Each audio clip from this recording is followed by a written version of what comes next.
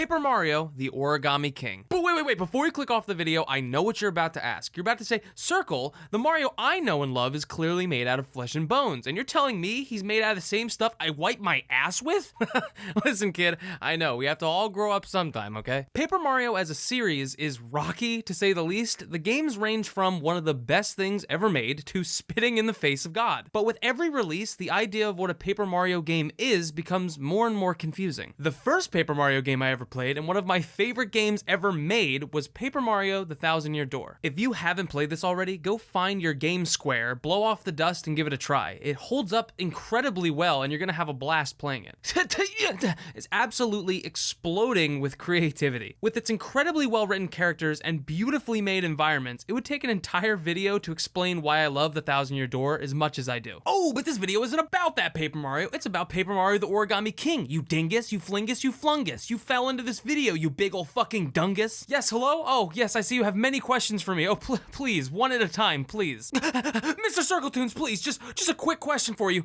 Do you like the new Paper Mario? Yeah, it's actually pretty good, yeah. That's it! Kill him!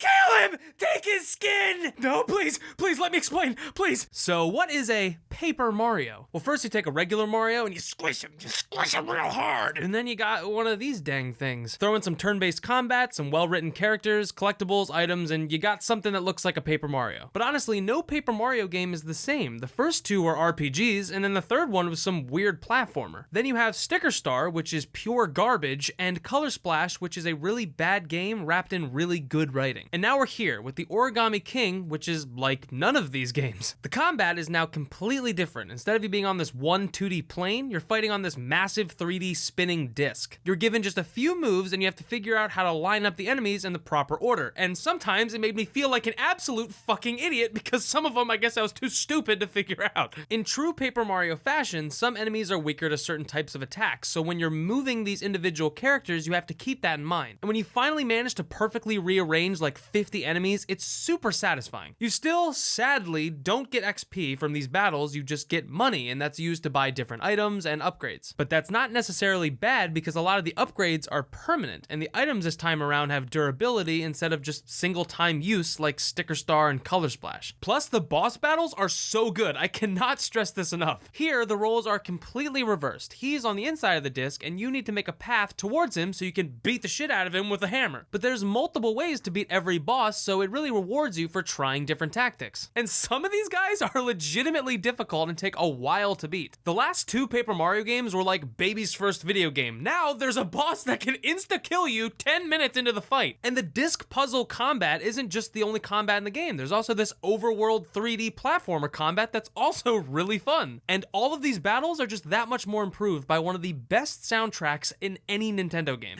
I'd love to give an example, but I'm pretty sure Nintendo and YouTube are already tapping their crowbars in their palms if I ever play a single note of a song from a Nintendo game. Right, fellas? I'm kidding! I was just kidding! Companions finally make a return, and even though they're pretty insignificant, they're so well written and fun to have around. The writing in general is top-notch, almost as good as The Thousand-Year Door with its comedy and serious undertones. One minute, you're haggling with a Monty Mole trying to get him to lower the price on an item as he keeps telling you that he's not going to be able to pay his mortgage. And the next, you're finding toads that had their faces ripped off and you have to use their zombie corpses to solve puzzles. And thankfully, they scrapped the world map system that they were using in the last two Paper Mario games and went back to being open world. This, accompanied with the extreme variety of areas and minigames, makes a pretty damn good Paper Mario. Is it a sequel to the GameCube masterpiece that I really want? No. But is it an incredibly inventive, open world action RPG with fun puzzle elements, good writing, and incredible areas to explore?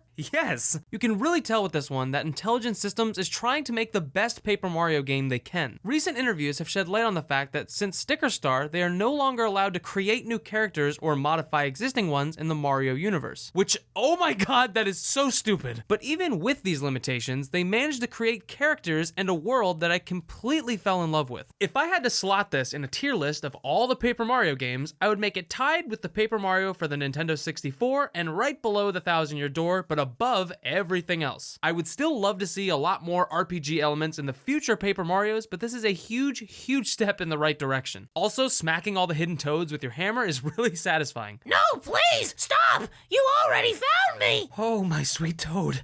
But what if there's one hiding inside you?